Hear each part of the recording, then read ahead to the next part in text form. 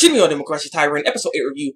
Let's go. So there's not really too much to say when it comes to this episode, but I'm going to touch upon a few things, because I found a few things in this episode, at least somewhat interesting, but let me just jump right into it. So really, you can kind of actually ship the Mori Nibatani train, because this is canon. Like, with this episode here, kind of makes these two, like you can ship that. It's canon. It's really canon here, because what freaking Nibatani says, you know, Mori got the freaking cutest smile, and then apparently they freaking kissed at one point in time as well, and so she's not necessarily pure, and it's weird, okay? The Yuriness that's been going on within this season, you can feel it. You can feel it. Like, it's there. And this episode right here, you know, it kind of just up the level a little bit. So people worrying about if Nibatani's gonna be with anybody. Well, Mori is right there. It seems like there's something happening. So hey.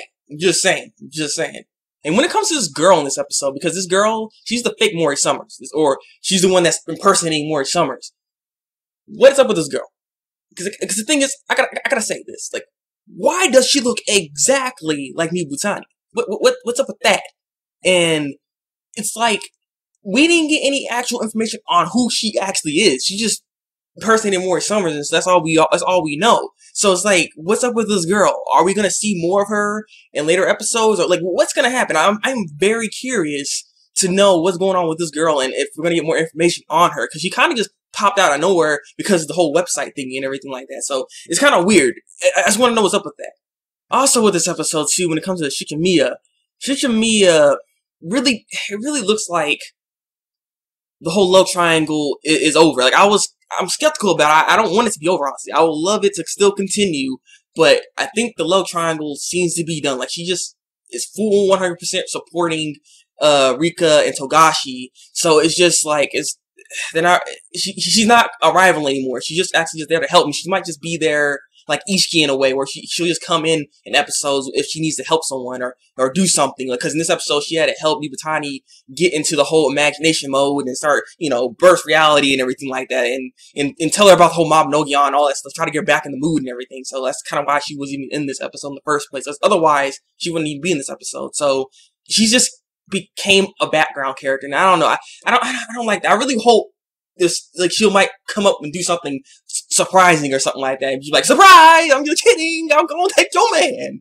But the other thing, and this last thing I kind of want to touch upon with this episode here, is that when it comes with, like, Rika, I mean, yeah, it seems as though she just really couldn't get in the mood to do it, or try to get Nibatani to really go into the blast reality, because she don't really know what to do, I guess.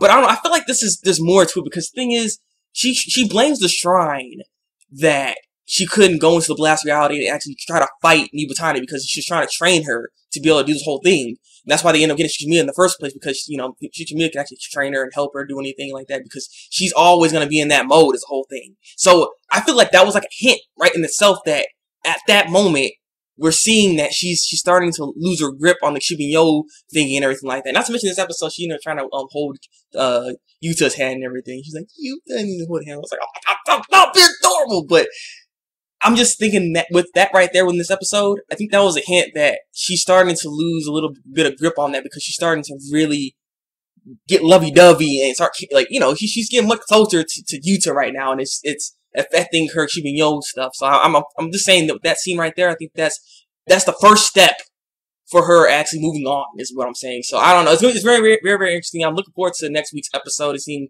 where we're going to be going next and what's going to happen next. Hopefully they'll address the whole token thingy, because, like I said, that token thing was really interesting, though. And what's with the picture, and, you know, there's still a little bit more mystery left in here. Not to mention, come on.